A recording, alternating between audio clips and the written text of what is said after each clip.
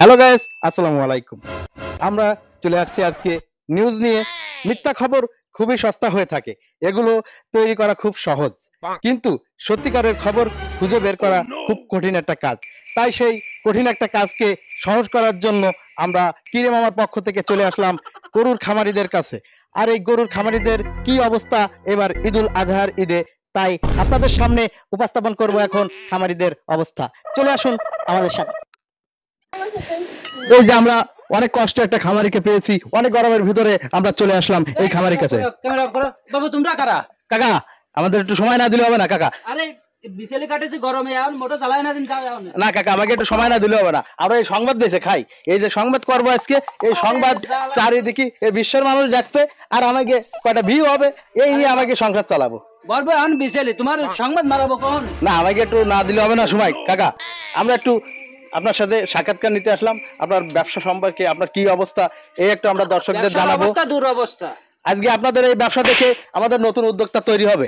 এখন আপনি আমাদেরকে একটু পরামর্শ দেবেন। কি পরামর্শ দেবো কও ভাই? এই এই এই আগেরটা বাদ দে, আগেরটা কাট কর, এই নতুন যে ভিডিও করব এটি ধর। মহাবি ঠিক আছে তো? বললাম তো গরমে জ্বালায় না দিন বাবু, যাও দিন এখন। আরে কাকা, আমাকে একটু সময় দাও। কি আছে কও? আচ্ছা দর্শক, অনেক কষ্টে আমরা এই খামারিকে রাজি করতে পেরেছি অবশেষে।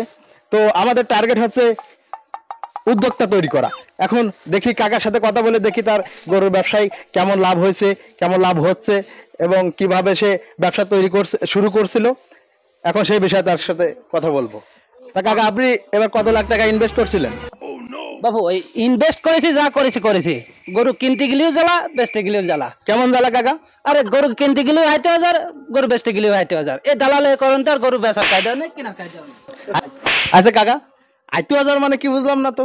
এত কাল ঘুরে ঘুরে এই যে সাংবাদিকতা করে বেড়ায়, 80,000 মানে কি কাকা? ওই বাবু, তুমি সাংবাদিক না সাংঘাতিক কোনটা?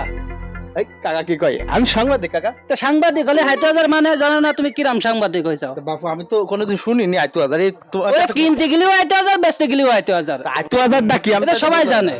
ওই 5,000 গরু কিনতে গেলে 5,000 দিতে হয়, বেচতে গেলে 5,000 দিতে হয়। এই দেই যাও তালি। দর্শক আপনারা দেখেন, এই যে 80,000 মানে বেচতে গেলে 5,000। কাকা কাকা শীতে যাচ্ছে গরমে, 80,000 মানে এই যে কিনতে গেলেও 5,000, বেচতে গেলেও 5,000। এর জন্য আজকে আমাদের খামারই নষ্ট হয়ে যাচ্ছে আস্তে আস্তে। আবার আমরা কাকার কাছে যাই।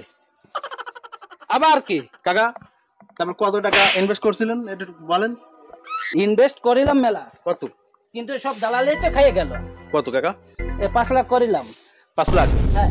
তারপরে এখন দালালে নিয়ে গেছে তো 10 গরুতে 50,000। গরু কি এখন সেল হয়েছে? না, সেল করে পারেনি। ওই আসলে বেচতে গেলে 5,000 দাও, এই জন্য ভাবছি মার্কেটে নিয়ে যাবো। ও, মার্কেটে উঠাবেন গরু? হ্যাঁ। কোন শোরুমে? শোরুম করে 500। শোরুমে আবার গরু বিক্রি হয় নাকি? ওই তো বললেন মার্কেটে। বিপদে পড়লাম তো। এ বাবু জ্বালাই না দিন, যাও যাও।